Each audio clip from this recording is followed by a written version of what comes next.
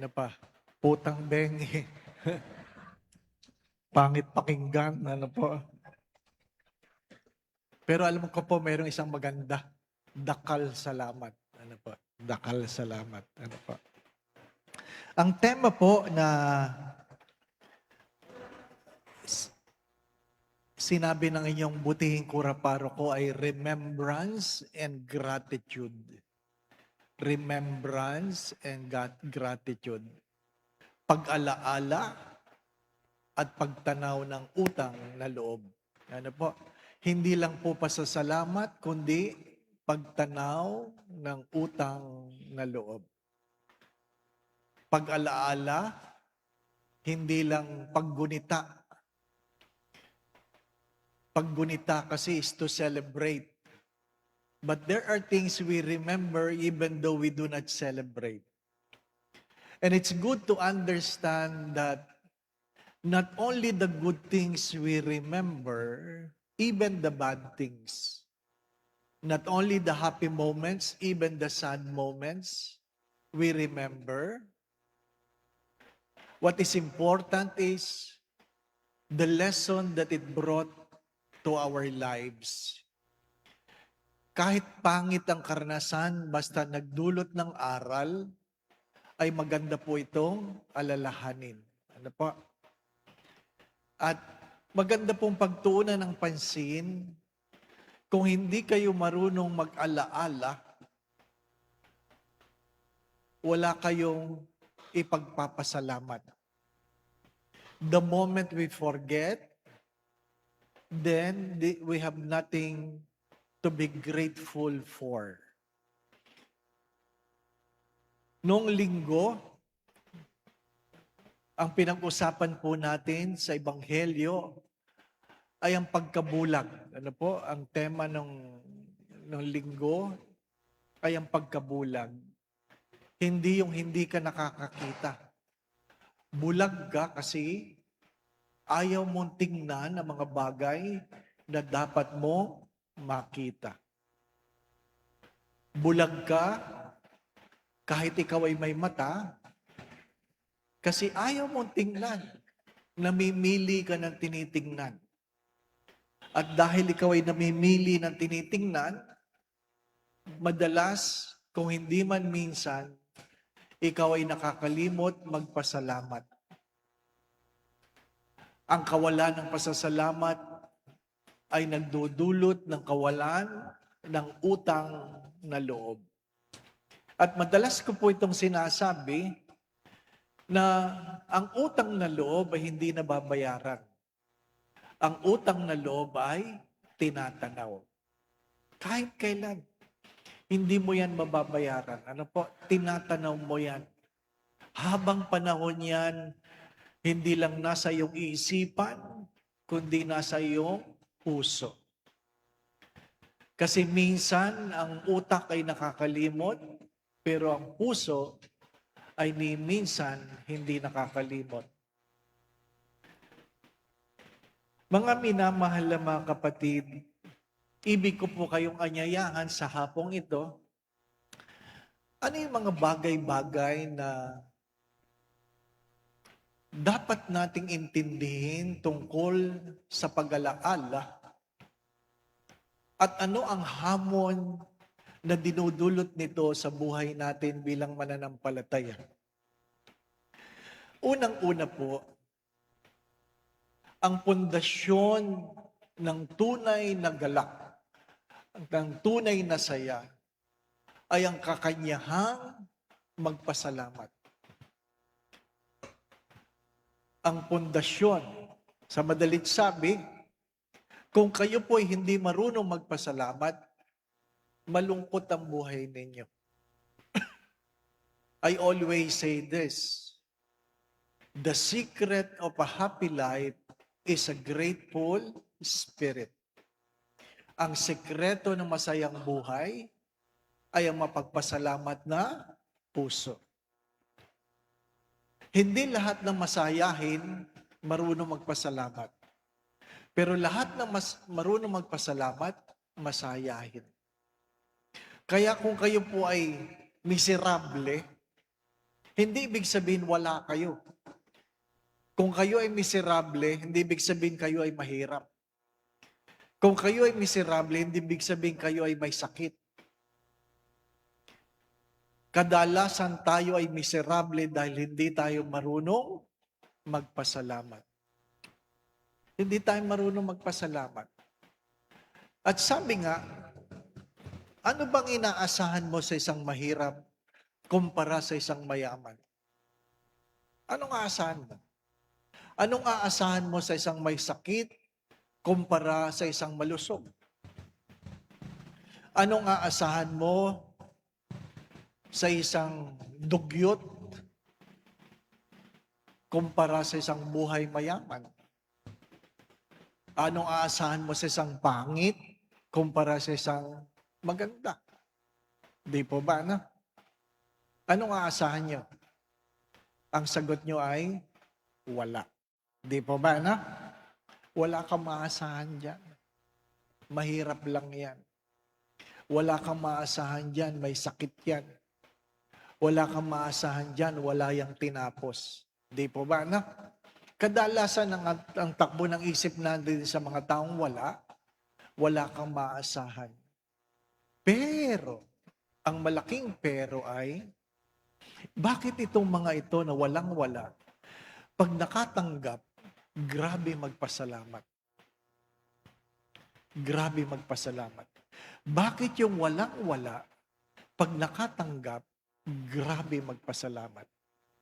Bakit yung may sakit pag pinagaling, grabe magpasalamat?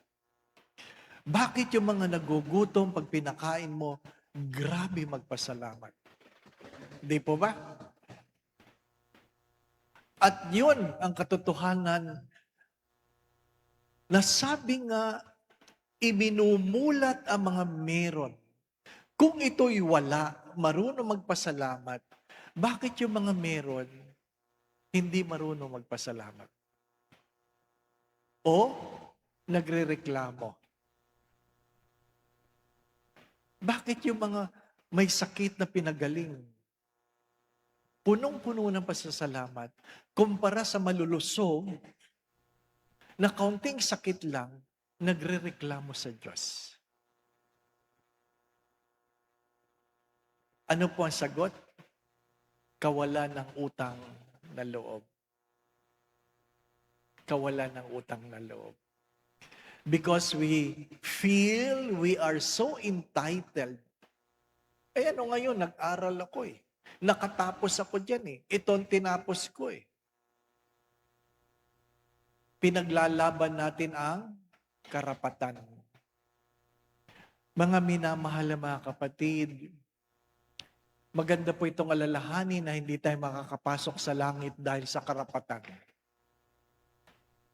Hindi tayo makakapasok sa pinto ng langit dahil sa karapatan.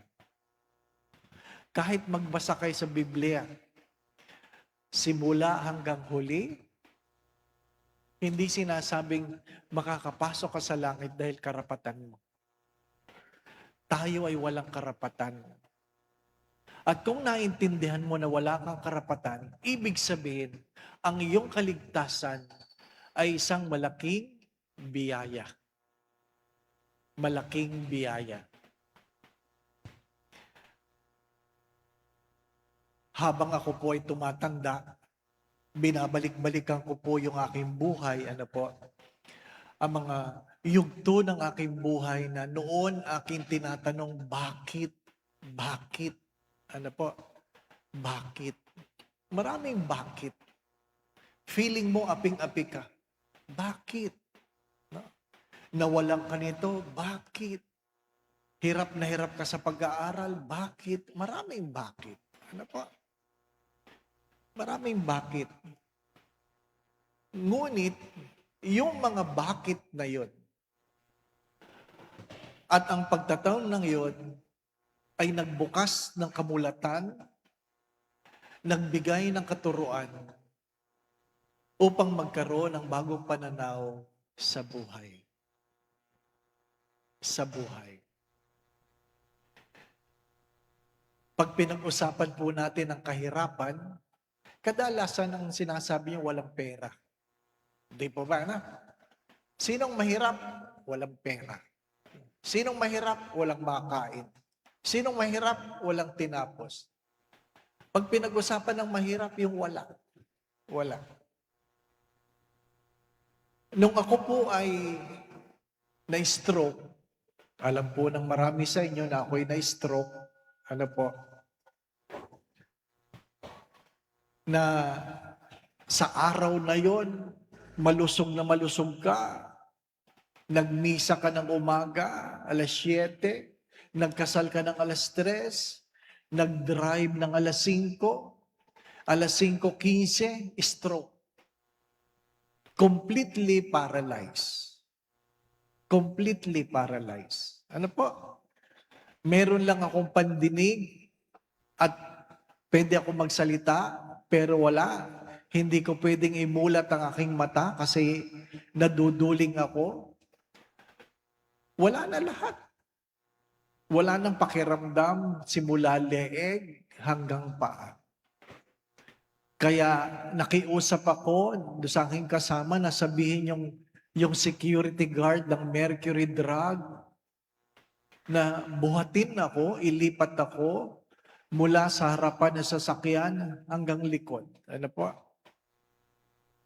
At habang nasa hospital ka na hindi ka makakilos, ang tinatanong ko lang ay, ano ang nangyayari? Ano ang nangyayari? Hindi ka makakilos. Nawala ba ang aking pinag-aralan? Hindi naman. Binawi ba ang aking diploma? Hindi naman. Tinanggalan ba ako ng aking pagkapare? Hindi naman. Nawala ba ang aking wallet? Hindi naman. Nandun lahat. Kaya lang, paralisado. Pwede kang meron lahat, pero kung ikaw ay may sakit, talo mo pa ang mahirap. Kinukwento ko sa kanila, paralyzed kang ganyan. Ang pwede mo lang gawin, magreklamo. Pero kung hindi sila kikilos sa paligid mo, wala kang magagawa. Magsisigaw ka man, pwede ka nilang hindi pansinin. Nilalangaw yung mukha mong ganyan, nilalangaw. Ano po? Hindi mo mabugaw yung langaw. Kasi hindi mo may galaw ang iyong kamay. Hinihipan mo lang.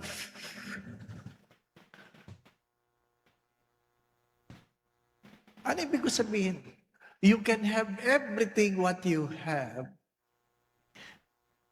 And do not wait for the moment for God to take away what you are boasting to make you realize you are nothing. You are nothing. Mahalaga sa simula, alam natin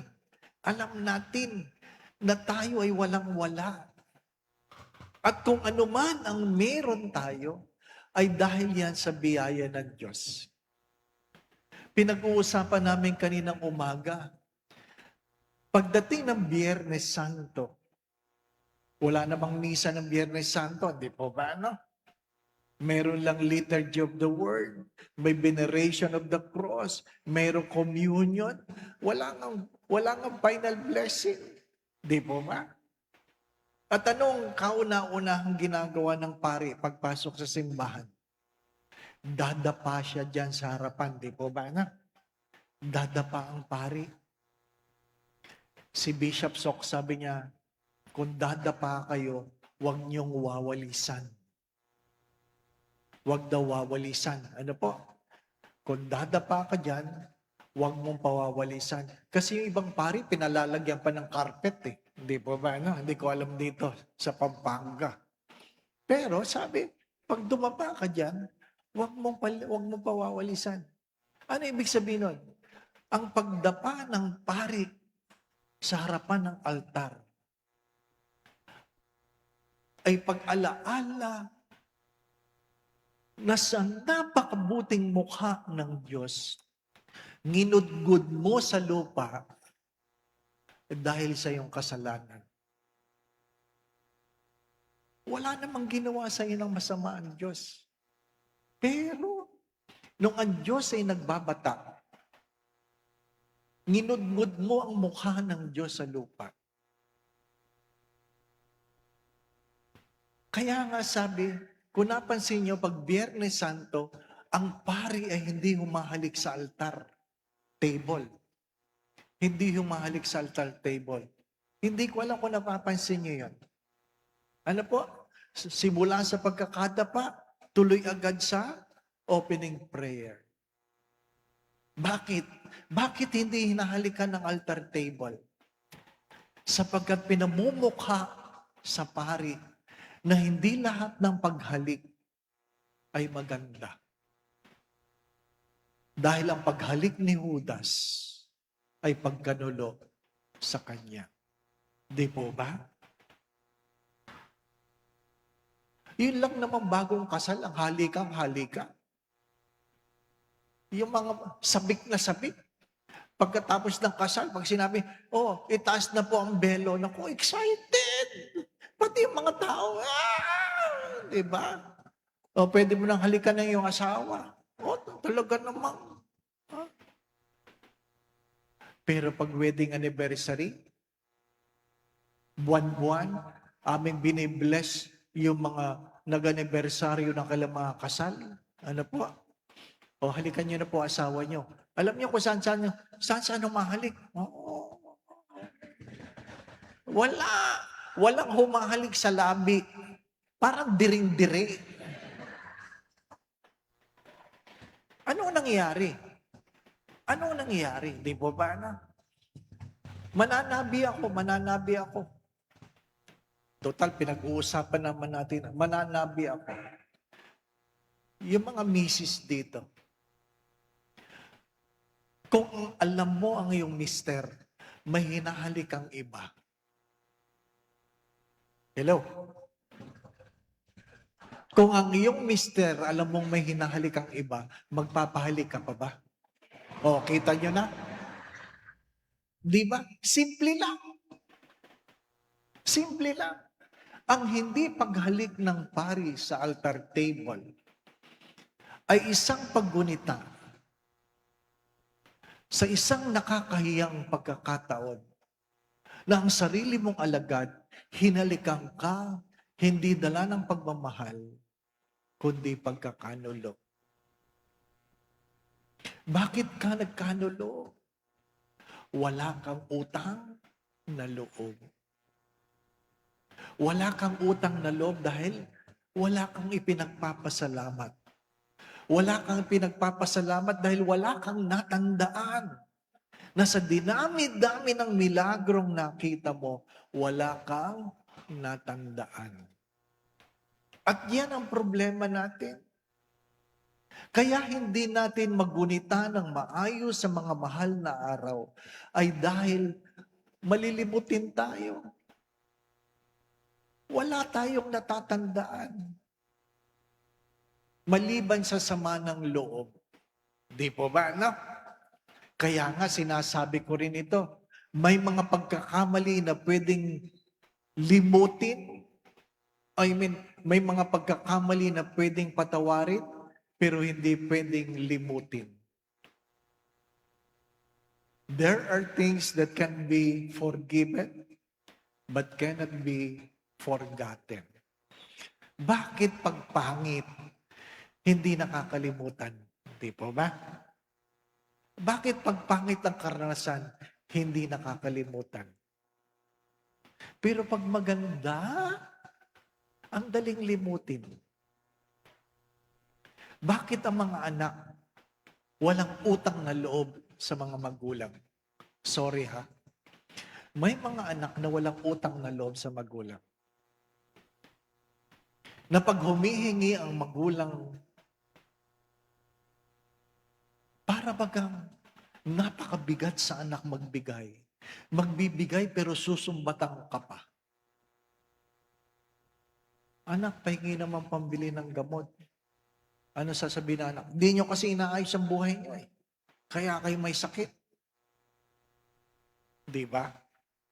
Kaya maraming magulang, kahit may nararamdaman, hindi na nagrereklamo. Kasi parang mas masakit yung salita kaysa doon sa perang iniabot. Hindi po ba?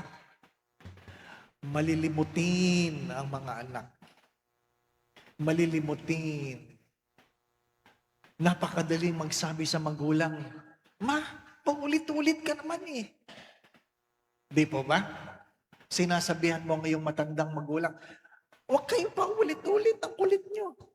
Na nakalimutan niya nung siya'y maliit, paulit-ulit din siya. Na nung siya'y bata, makulit din siya. Hindi po ba? Pag matanda, hirap kang akayin. Ayusin niyo. Dahil nakalimutan mo nung ikaw ay maliit, hirap na hirap din ang magulang mong akayin ka. Malilimutin, di po ba, no? Sa kapirasong hinihingi ng magulang mula sa anak, hirap na hirap dumukot ang anak. Na nakalimutan ng anak na nung siya'y pinag-aaral, nagtipid ba ang magulang? Nagsabi ba ang magulang na hirap na hirap? Ang sagot ay, hindi. Mahalaga na tayo ay hindi nakakalimot. Mahalaga na kahit hindi natin ginugunita, ay inaalaala natin ang mga bagay-bagay ng ating kahapon para mayroon tayong dahilan na magpasalamat. Huwag niyong antayin na hindi na kayo makakilos bago ipagpasalamat ang inyong kalusugan. Huwag niyong antayin na puro gamot na lang ang inyong kinakain bago ipagpasalamat na ngayon ay meron pa kayong panlasa. Huwag niyong antayin na hindi na kayo makabangon para pumunta sa simbahan kumpara na kayo ay malusog ngayon na para bagang ang hirap magsimba. Kasi nakakalimutan natin na meron tayong dapat ipagpasalamat. Alam naman natin ang ibig sabihin ng Eucharistia. The meaning of the Eucharist is a thanksgiving. Isang pasasalamat. Isang pasasalamat. Kaya nga, pag wala kang pasasalamat, wala kang paggunita, wala kang dahilan para maging masaya. Wala kang dahilan para maging masaya. Ikalawa, ang pasasalamat, ang paggunita, gratitude and remembering creates a healing from our grief. Nagdudulot ng lunas sa mga sakit sa buhay. Sakit sa buhay. Minsan, kailangan niyong balikan ng mga pangit na karanasan upang hilumin ang mga sugat na meron ka sa kasalukuyan. Naikwento ko na po ito, marami sa inyo marahil yung kung kayo ay nakikinig sa mga homilies ko, na kung saan kaming magkapatid ay nag-aaral ng college at dala ng kahirapan, ako at ang aming panganay ay pumapasok sa college na isa lang ang aming sapatos. Isa lang ang aming sapatos. Sinusuot niya yung sa umaga, ako sa hapon. Umaga, aantayin ko siyang umuwi. 12:00, nakamedyas na ako. At pagdating niya, walang kwento-kwento. Yun ang aming walang kwento-kwento. Hubarin mo ang sapatos, para mahanginan at lumamig ng konti at ako naman magsusuot. Kaya ang subject namin, dapat black section siya sa umaga, black section ako sa hapon. Paglinggo, isa nakasapatos, isa nakatsinelas habang nagsisimba. Nakatapos kami ng college, industrial engineer siya, mechanical ako. At habang ako'y nagtatrabaho, nabibili ko ang gusto ko, napipili ko ang sapatos na gusto ko. Pero minsan, pag dumadaan ako sa mga sapatusan, napapaluha ako. At tinasabi ng mga kaibigan ko, gusto mong bumili ng sapatos? Ang sagot ko ay, hindi. Ano tinitingnan mo? Naalala ko lang na minsan wala akong sapatos. Nagdudulot ng pagluha, hindi dahil malungkot, kundi punong-puno ng pasasalamat. Yung iba marahil sa inyo, nung pumutok ang bulkan, nalipat, di po ba ano? Nagtatrabaho ako noon. Yun ang kauna-unahang pagkakataon na nakilala ko si Apo Seto sa sakop. Nagdadala ako ng bigas galing sa Maynila. Ano pa? Kaya ngayon, pari na ako. Pag nakikita niya ako, Father Concepcion. Ano ba? Yun ang naalala niya. Kasi hindi pa ako pari. Nakilala na niya ako. Anong meron? Anong meron ng ang Pampanga ay binalot ng lahar? Ang mga magulang marahil ninyo o ang iba sa inyo ay walang-walang laman ang pinggan. Yung iba'y nag-aantay lang ng merong may aabot. Iniluluha. At ngayon nakaraos na. Hindi na nagbabalik ang kawalan. At marahil ang iba pag kumakain ng marami, naalaala mo ang panahon ng taggutom. Di po ba, ano? Masaya ba yun? Hindi. Malungkot yun. Nakakatakot yun. Hindi mo alam kung meron ka pa para sa bukas. Pero bakit mo yung inaalaala? Kasi nagdulot yun ng aral. Ang mahalaga, nagdulot na aral. Kaya, pag mayroong masayang-masaya, tinatanong ko, anong natutunan mo? Pag mayroong umiiyak, ang tinatanong ko, anong natutunan mo? Ang mahalaga, mayroong kang natututunan. Sapagkat pag wala kang natututunan, malilimutan mo yan. Malilimutan mo yan. Ako nagpaaral sa isa sa aming pamangkin. At sabi nga, ang higpit ko daw.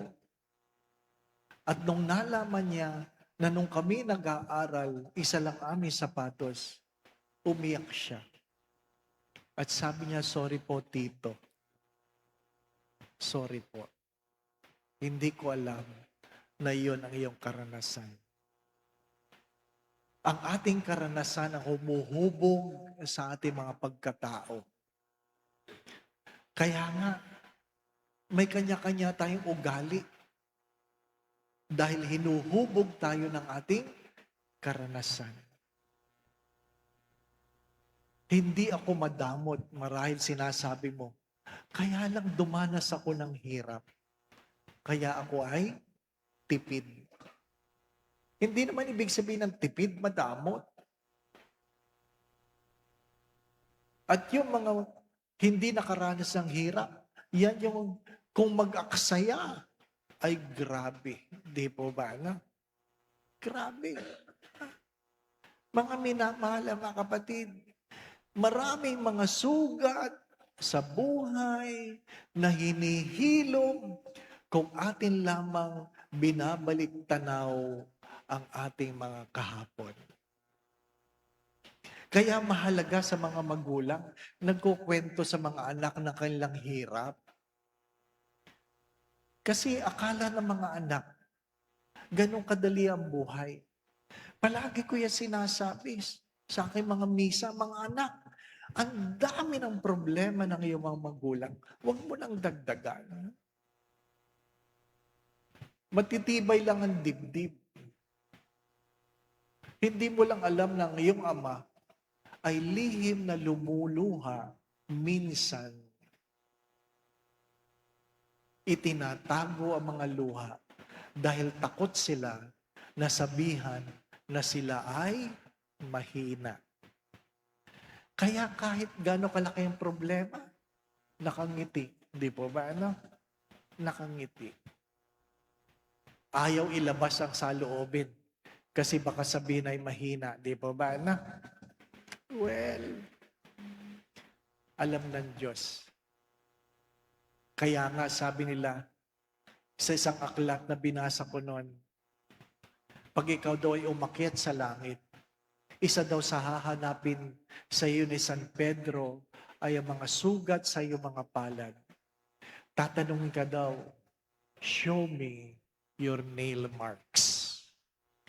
Show me your nail marks. Ipakita mo sa akin ang mga sugat ng iyong palad. Sapagkat kalunos-lunos ang mga palad na makinis dahil hindi naglingkod. Hindi naglingkod.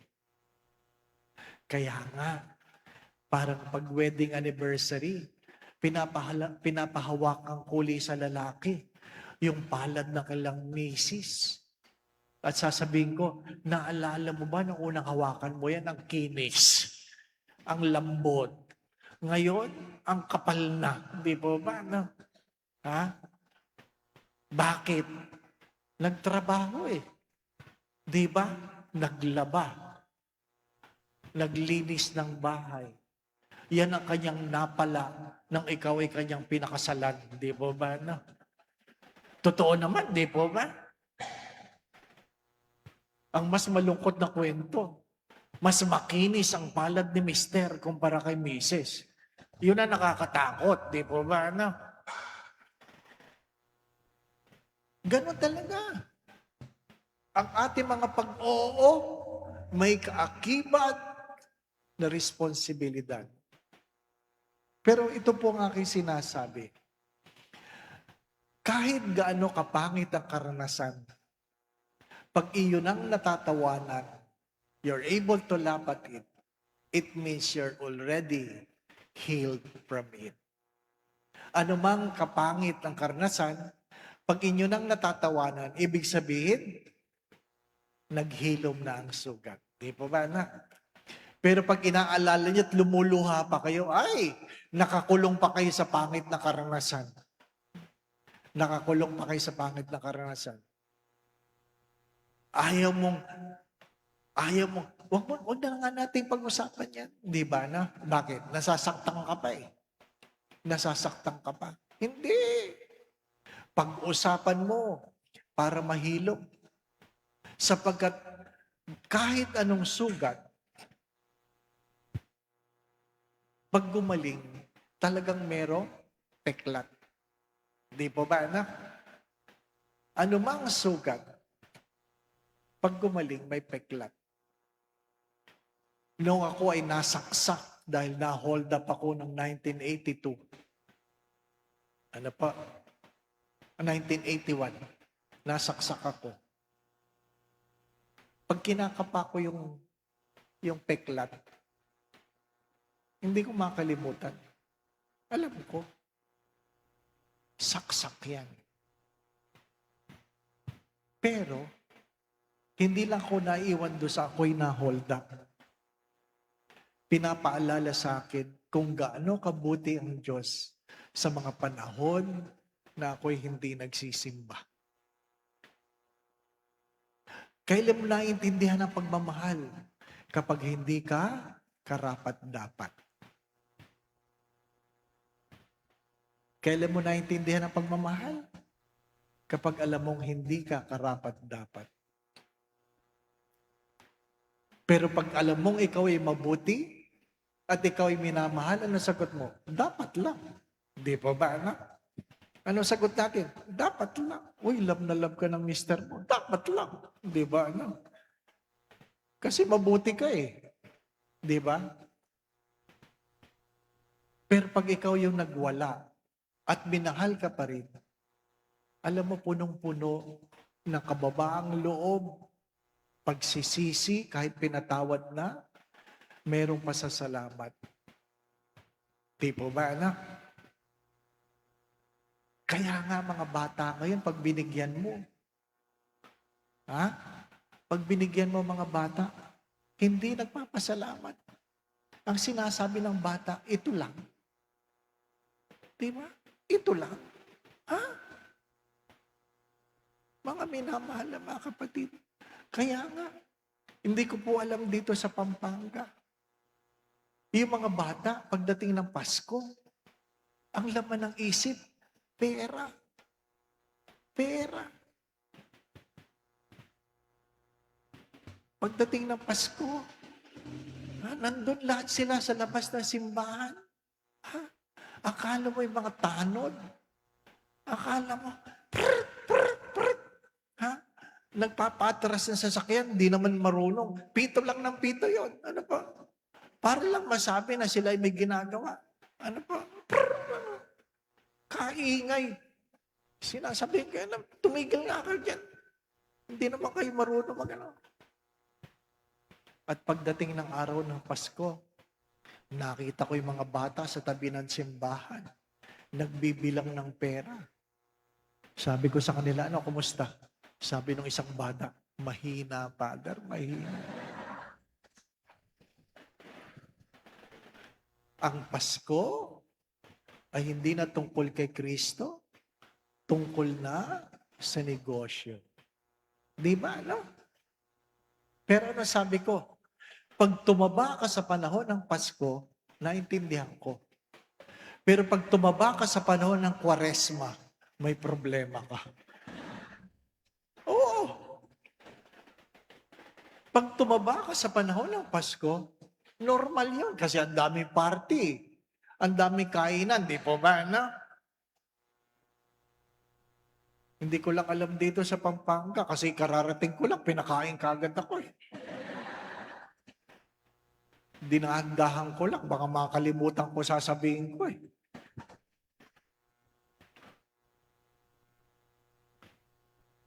Nasaan tayo? At dahil alam natin na tayo ay pinagpala, hindi lang tayo naiiwan sa salamat po. Nagdadala ito sa atin sa isang pagkilos. Actionable gratitude. Actionable gratitude. Ang tunay na pasasalamat ay hindi lang yung ikaw ay nagsasabi ng thank you, gumagawa ka ng paraan para ipakita ang iyong pasasalamat. Ano po sabi ng butihing obispo, si Bishop Bacani, sa wikang Tagalog? Dinefine niya ang grace. Sabi niya, ang biyaya ay isang regalo na kung saan pag merong hiningi sa iyo ang Diyos, hindi ka makatanggi. Grace is a gift when the giver asks you for something, you can no longer refuse. Bakit? Punong-puno ka ng utang na loob. Di po ba, no? Grace is enjoying the gifts we do not deserve. Mercy is sparing ourselves from the punishment we deserve. Ang biyaya ay sabi nga, tinatanggap mo kahit hindi ka karapat-dapat. Ang habag ay ipinagkakait sa iyo kaparusahang ikaw ay karapat-dapat. Hindi lang tayo nakakatanggap ng biyaya, kinahahabagan tayo. At yun ang ginugunita natin sa mga panahon ng mga mahal na araw. Ano ang ginawa mo na? Pag inyo pong binabalikan, ang hinahanap sa atin, sa ating buhay pananampalataya ay bunga. Bunga. Fruits. Ano ang bunga ng biyayang iyong natanggap? Kaya nga kung naalala po ninyo, minsan si Jesus, tiningnan ang punong igos at walang bunga. Ano sabi niya? Tagpasin. Tagpasin. Sayang lang ang kinalalagyan kung walang dinudulot na bunga.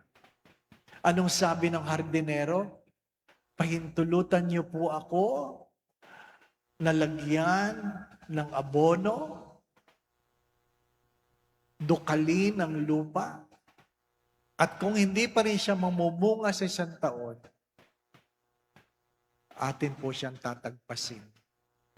Pero ilang taon na nakalipas na hindi ka pa namumunga, di po ba, anak? Kayo po ang sumagot. Ano na ang bunga? Ano na ang bunga ng kabutihan sa inyo ng Diyos? Pag kayo po ay pumunta, halimbawa, sa Fatima, meron pong mahabang tiles. Ano po? Mahaba. Napakahaba. At makikita po nyo, madaling araw, hanggang gabi, hanggang dilim, may mga taong naglalakad ng paluhod. Naglalakad ng paluhod. Pinapanood ko yan. Alam kong hindi yan madali kasi naglakad ako ng paluhod sa Quiapo na maiksi lang, pero ang sakit, ito napakahaba. Inaamin ko. Baka pag sinumalong ko, hindi ko talaga matatapos. Ano po? Pero tinanong ko minsan ng ilan sa kanila, ano po ang inyong hinihingi? Bakit kayo naglalakad ng paluhod? At ang kagulat-gulat na sagot, wala pa akong hinihingi. Nagpapasalamat lang ako. Bakit kayo naglalakad ng paluhod? Wala po ako hinihingi. Nagpapasalamat lang ako. Sa simbahan natin, marami ang humihingi. Pero kokonti ang nagpapasalamat. Di po ba, anak? Hello? Gising pa ba kayo? Ha?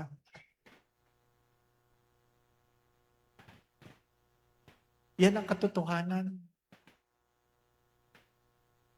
Pag merong hihingin, madalas. Pero pag natanggap na, wala na. Wala na. Maganda sana na ang simbahan natin ay puno ng mga taong mayroong pinagpapasalamat kaysa mayroong hinihingi. Hindi po ba, anak? Maganda sana na dinadalaw ng mga anak ang magulang. Hindi dahil may hinihingi, kundi dahil nagpapasalamat. Di po ba? Hello? Di po ba totoo? Mas maganda na dinadalaw ng mga anak ang magulang dahil mayroong pinagpapasalamat. Hindi dahil mayroon lang hihingin. Kasi ang malungkot na kwento ay may mga anak na nagbibigay hindi dahil nagmamahal, kundi dahil nagtataboy. Ano ibig ko sabihin? Maraming mga anak na mararamot. Sorry for the words. Madamot. Na pag hinihinga ng mga magulang ng konting tulong, at pagkamisa naman ang inihihingi ng magulang ay hindi para sa kanila, kundi sa kapatid din nilang walang-wala. Ano sasabihin ng anak? Bigyan mo na yan para umalis. Bigyan mo na yan para umalis. Sa madalit sabi, hindi lahat ng anak na nagbibigay, nagmamahal. Yung iba, para umalis kayo. Para umalis. Bakit? Visit kayo sa buhay. Di ba? Ang mga lolo at lola, nangihingi ba para sa kanilang sarili? Ang mga nanay niyong matatanda, nangihingi ba para sa sarili pag Pasko? Hindi naman. Gusto lang nilang meron din silang maibigay sa mga namamaskong apo. Di po ba, anak? Wala nang naipon. Yan ang katotohanan. Kung meron kang pasasalamat, dapat merong pagkilos. Palagi ko po ito sinasabi, tayo ay nagbibigay, hindi dahil meron tayong sobra. Tayo po ay nagbibigay dahil alam natin ang pakiramdam ng walang-wala. Kaya, kung ang pakiramdam mo ang nagtutulak sa iyo magbigay, magbibigay ka ng punong-puno ng pasasalamat.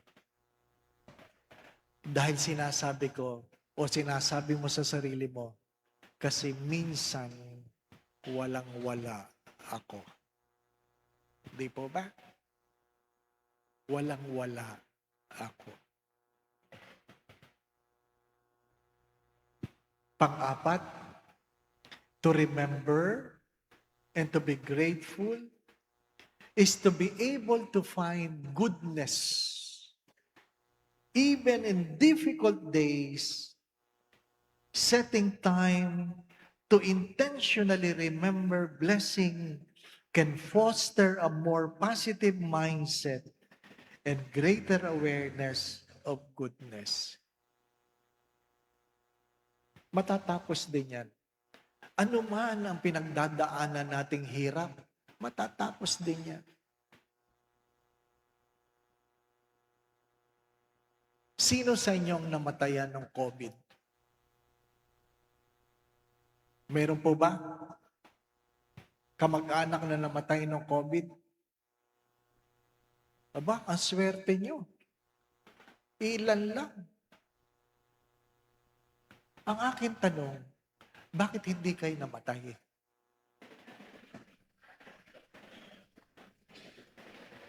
Tinanong niyo ba yon? Hello? Magandang tanong yon. Bakit hindi kayo namatay ng COVID? Tumigil kayo. Yung sagot na, may gagawin pa kami. Bakit? Yung mga namatay, wala nang gagawin? Di po ba, ano? Seriously, bakit hindi kayo namatay ng COVID? Huwag niyo sasabihin sa akin, mas mabuti kayo. Di po ba? Ang pangalawang tanong ay, nagdulot ba ito ng pasasalamat? Nagdulot ba ito ng pasasalamat? Ang aming kapatid, ang aming nanay, nagka-COVID, ano po?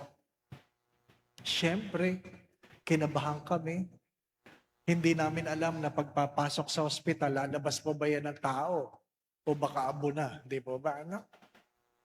Hindi naman binawian ng buhay. Kaya lang, dahil sa COVID, nanghina, nagkaroon ng demensya. At least buhay. Di po ba? At least buhay. Pero yung iba, wala na. Yung iba nga, ama't ina ang wala. Di po ba? Si Among Rick, magulang. Di ba? Ang meron ka na lang ay picture.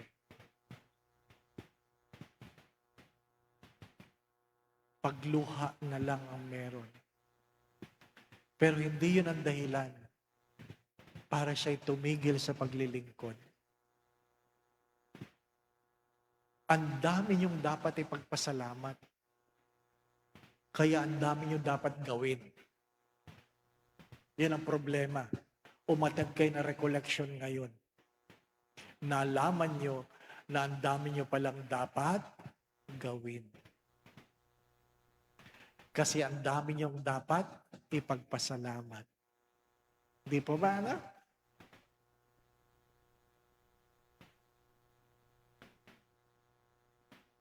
Ang hirap ng buhay, ang pagpapala ngayong natanggap, hindi lamang nagbibigay lakas ng loob, kundi nagdudulot ng magandang pananaw.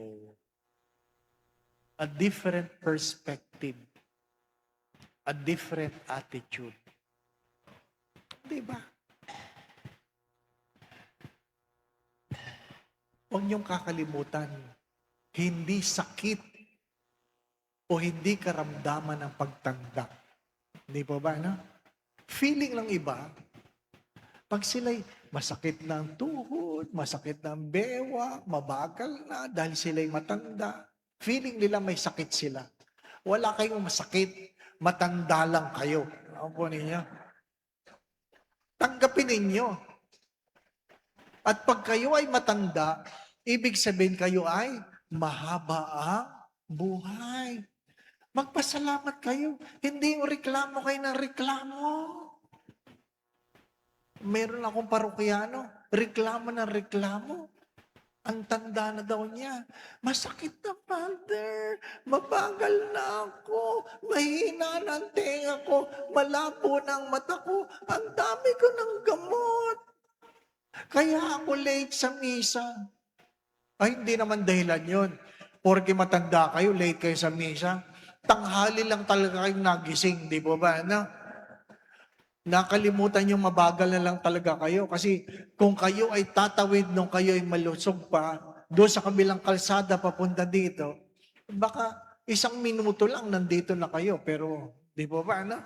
Pero kung kayo ay 85 na, abay, baka 15 minutos, 30 minutos pa kayo bago makarating dito sa harapan. Di po ba? No? Hindi yung sakit. Matanda lang talaga kayo. Father, sabi ko sa kanya, nanay, ang dami niyong reklamo. Dapat nga, patay na kayo eh.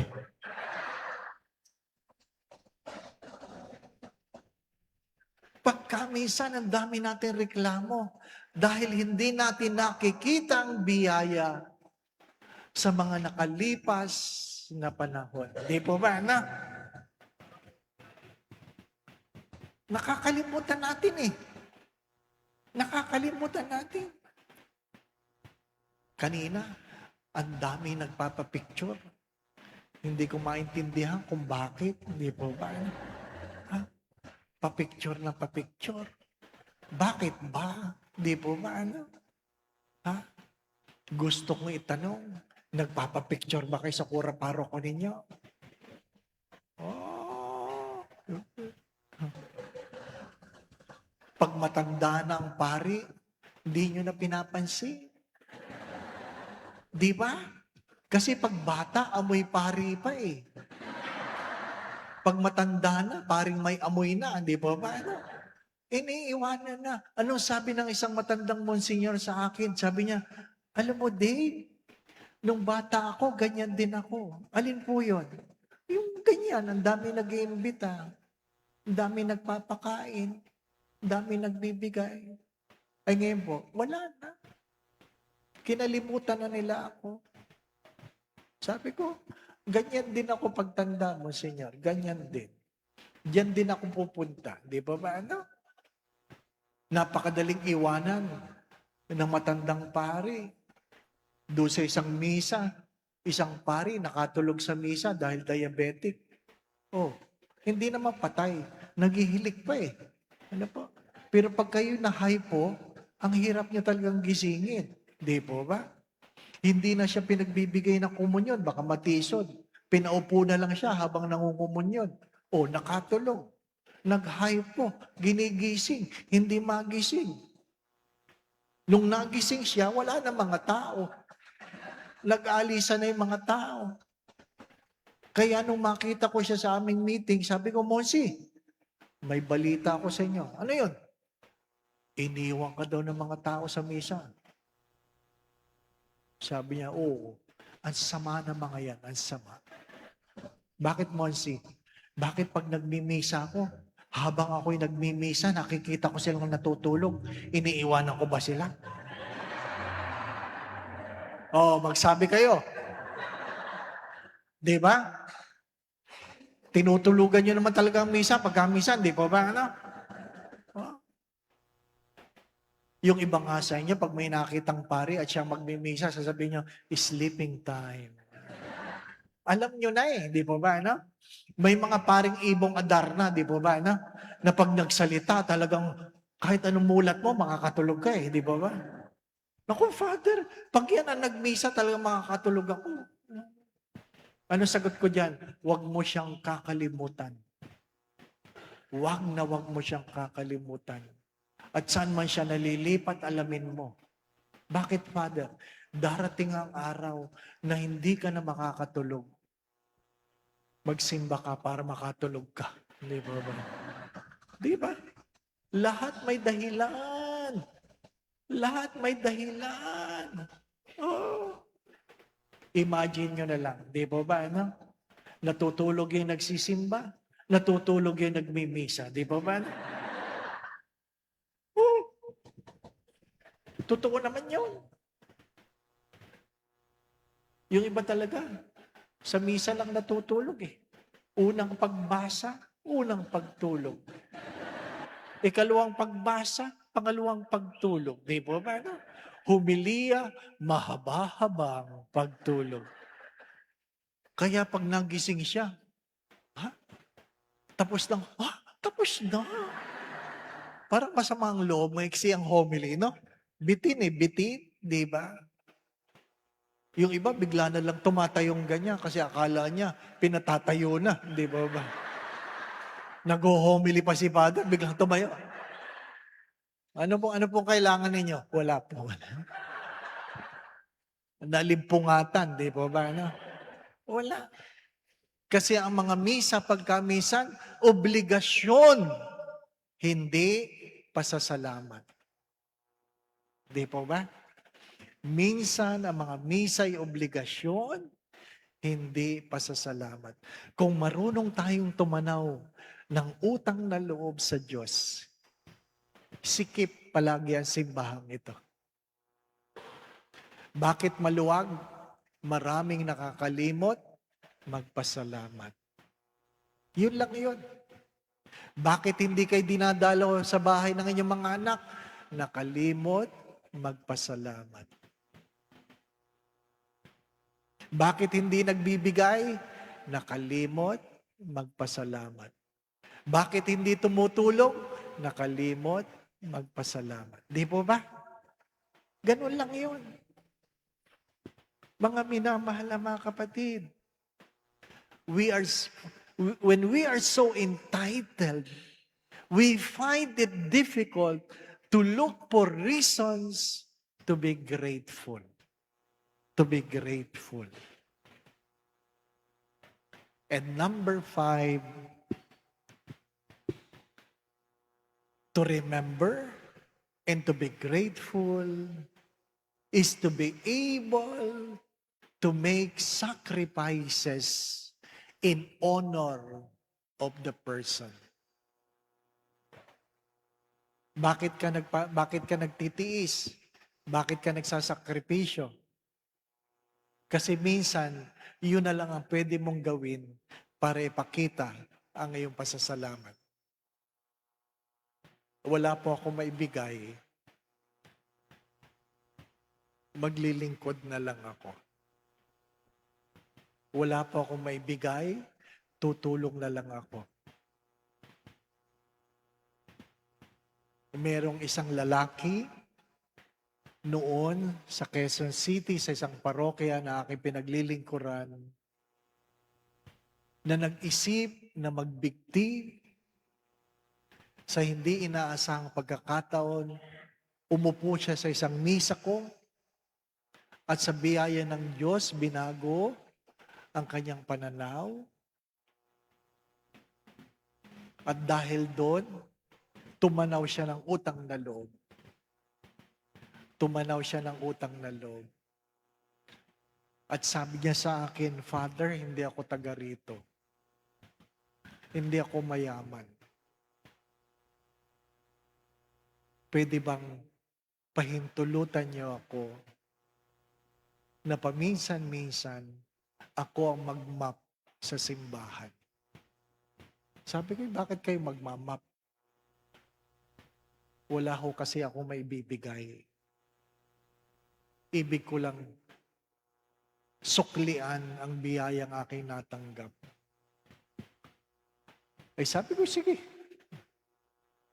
Pero kalaunan ay tinanong ko, ano po ba pinagpapasalamat ninyo? Saka lang siya nagkwento na isang hapon,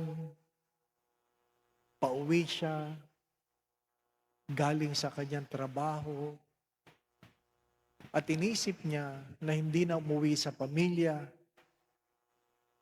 at kitilin ang kanyang buhay. Napadaan lang siya sa simbahan. Pagod na pagod, sabi niya. At narinig ko mga bagay na kailangan ko marinig at binago nito ang aking buhay. Walang-wala ako. Ang pwede ko lang gawin, Father, tumulong sa paglilinis sa simbahan. Pinayaan ko siya maglinis. Wala kang panghulog. Pero at least, kung ikaw ay may dahilan, may paraan. Di po ba? Kung may dahilan, may paraan.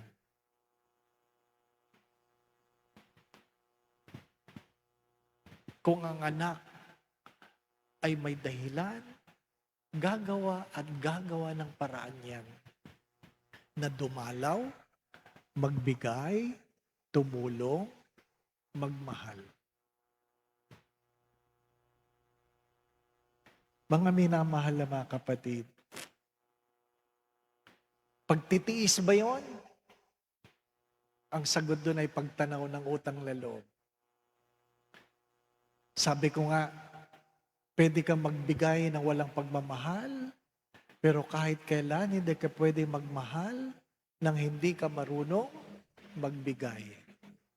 Pwede kang magtiis ng walang pagmamahal, pero kahit kailan hindi ka pwede kang magmahal na hindi ka marunong magtiis.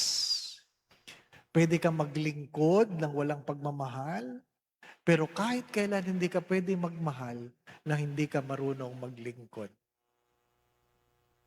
Pwede kang magpatawad ng walang pagmamahal, pero kung ikaw ay mayroong pagmamahal, marunong kang magpatawad. Kaya mayroong nagsisimba ng walang pagmamahal. Pero doon sa mga nagmamahal, hindi nila nakakaligtaang magsimba. May mga naglilingkod sa simbahan na walang pagmamahal. Pero doon sa mga nalaman nilang sila'y minahal ng Diyos, sinusuklian nila ng pagmamahal ng Diyos sa pamagitan ng kanilang paglilingkod. Ang paggunita ng mahal na araw ay hindi ulitin ang paghihirap ng Diyos. Ang paggunita ng mahal na araw ay ang pagtanaw ng utang na loob. Isang pasasalamat sapagkat ating inaalaala ang kanyang kabutihan. To remember, maging bahagi ako ng mga makasalanan na minahal bago pa ako nagbago. Hanggang kailan? Habang may buhay. Di po ba, no? Habang may buhay.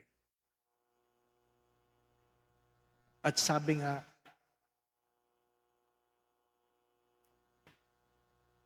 hanggang kailan O gaano kalaki ang pagmamahal ng Diyos sa akin? Ang sagot ay, tingnan mo ang krus. Ganito lang ba? Ganito lang ba? Hindi. Idinipa.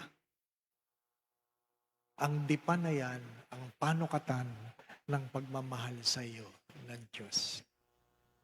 Hindi ibig sabihin ikaw ay naghihirap, hindi ka minamahal. Hindi ibig sabihin ikaw ay nagugutom, di ka minamahal. Hindi ibig sabihin ikaw ay may sakit, di ka minamahal.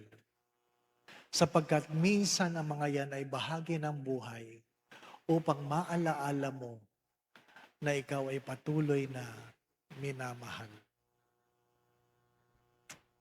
Minsan binabasa ko ang buhay ni Padre Pio ng Petrocina. Siya po ang aming secondary patron. Siya po ang aking, sabi nga ay nagbigay ng pag-asa nung ako'y may stroke. Paulit-ulit lang ang panalangin, stay with me, Lord, for I am weak. Stay with me, Lord. At nung binabasa ko ang kanyang buhay sa mga huling araw, sa kanyang karamdaman, siya ay binabantayan ng dalawa niyang kapatid at mayroong langaw na dapo ng dapo sa kanya. Binubugaw ng kanyang kasamang mga kaputsino. At sabi ni Padre Pio, leave me with my fly. Leave me with my fly. Kasi ayaw nating nilalangaw tayo, di po ba? No?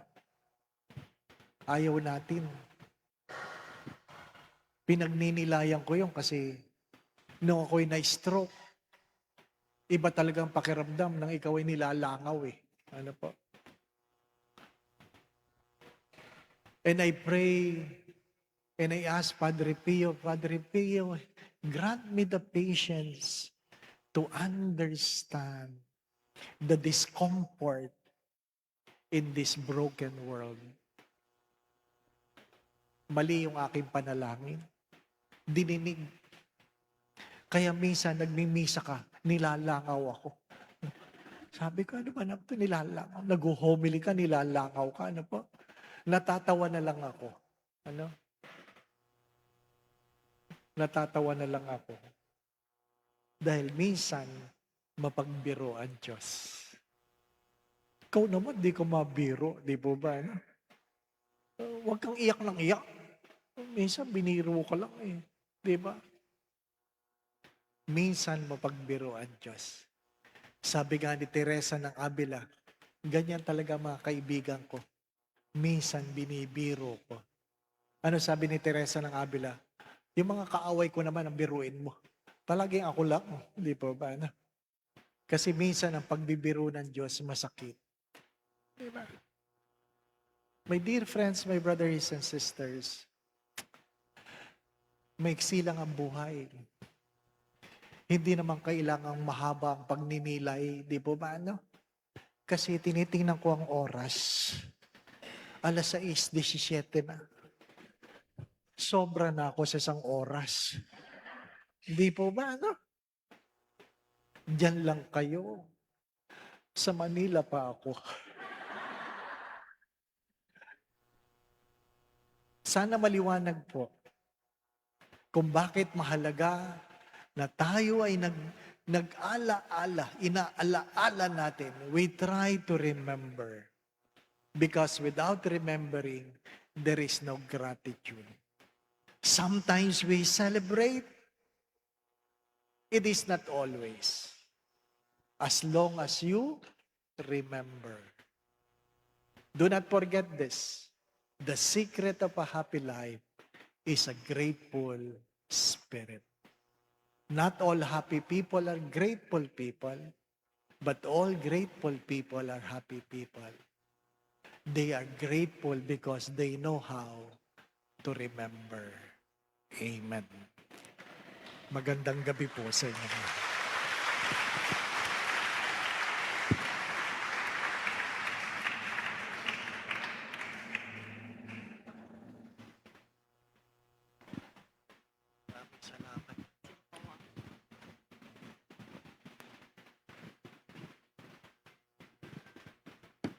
And po, maraming salamat po, Among Dave. No, totoo nga po yung sinabi niya na the secret of happy life is a grateful heart. Ayan. So, para po sa atin, proceed po natin sa Certificate of Appreciation. Inaanyayahan ko po ang mga EXECOM members po na pumunta po dito sa harapan para sa pagbibigay po ng certificate kay Among. Our Lady of Lourdes Parish, Lourdes Sur East, Angeles City, Pampanga, Certificate of Appreciation is gratefully presented to Reverend Father David T. Concepcion in sincere recognition of his generous sharing of time, wisdom, and spiritual guidance as the guest speaker for the Lenten recollection with the theme Remembrance and Gratitude. Through his inspiring reflections, he helped the faithful rediscover the grace of remembering God's countless blessings and cultivating hearts filled with gratitude.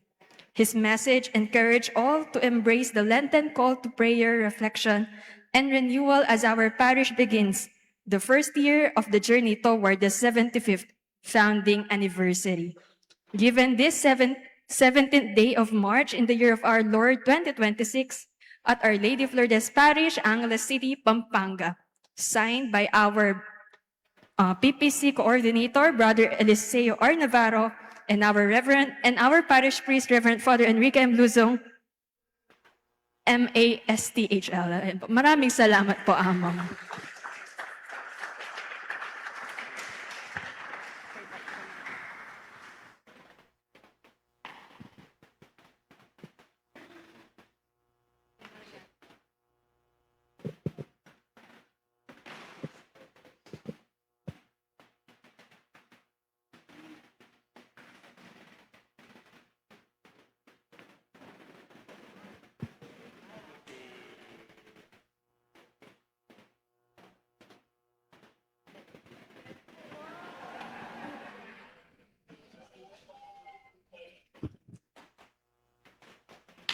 Ayan po, palakpakan po natin ulit si Among Dave.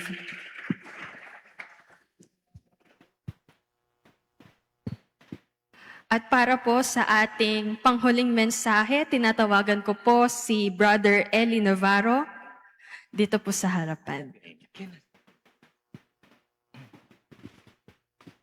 Magandang gabi po sa inyong lahat. Magandang gabi po, Amo. Taos puso po namin ipinapaabot ang aming pasasalamat sa inyo, Reverendo Padre David Concepcion, ang iyong makabuluhang paggabay bilang recollector ng aming Lenten Recollection na may temang Remembrance and Gratitude na kaikibat ng unang taon ng 3 taong paglalakbay ng aming parokya patungo sa ika-75 anibersaryo ng pagkakatatag nito. Sa inyong pagbabahagi, ipinaalala niyo sa amin ang dapat alalahanin, ang bawat bagay, maliit man o malaki, dapat ay ipagpasalamat. Dahil ang taong mapagpasalamat ay taong masaya. At kapag tayo masaya, tunay na ito nagdudulot ng lunas ng mga sugat at pagsubok sa ating buhay. Lubos po kaming nagpapasalamat sa inyong paglalaan ng oras at pagsisikap upang makapiling kami mula sa Archdiocese ng Manila. Ang iyong presensya at mensahe ay tunay na biyaya sa aming pamayaman. Maraming salamat po, Among Dave, sa inyong paglilingkod at pagbabahagi sa amin. At sa lahat po ng nakiisa sa ating Lenten Recollection ngayong araw, maraming salamat sa inyong lahat. Pagpalain nawa tayo lahat ng Diyos. Salamat po.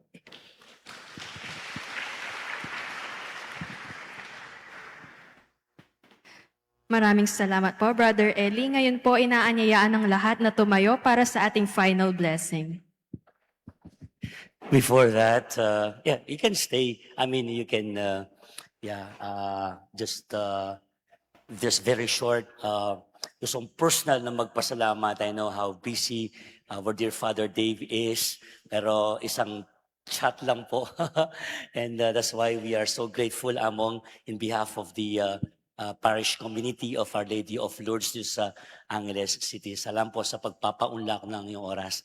I always say I am who I am now, partially because of Apong Dave, because he was once my formator when I was at the Holy Apostle Senior Seminary. Kaya Among Dave, di man palaging sinasabi to sa iyo, maraming pong salamat sa lahat ng mga paggabay hanggang ngayon po. Kaya may the Lord continue to bless your ministry at marami pa sa pupusa na ma-inspire sa pamagitan po ng inyong pagbabahagi ng inyong regalo ng pagkapari. Palapan muli natin si Father Dave. Ating kumupong panagkat, can you flash on March 29, the RT Santa Rita and the Teatro Kapampangan will have the Tulaok, the musical.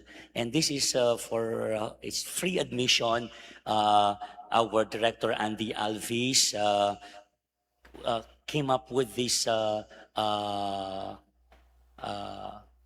musical. Is it there? There you go. Sino ba yan? Ako ba yan?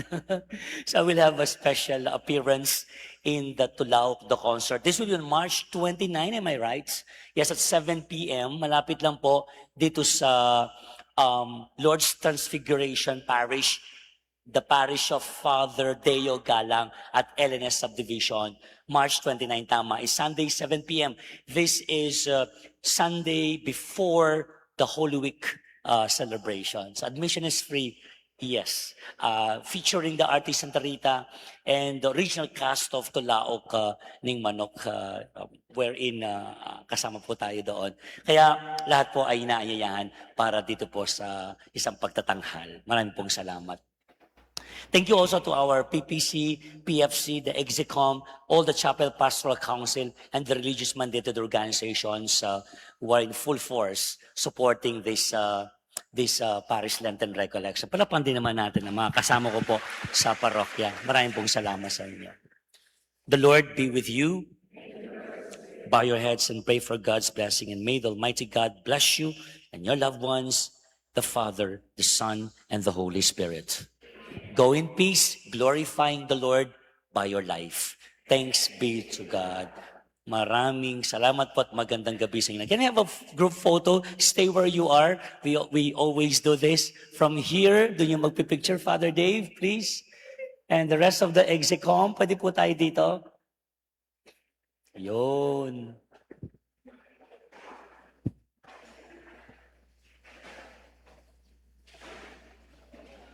Ready?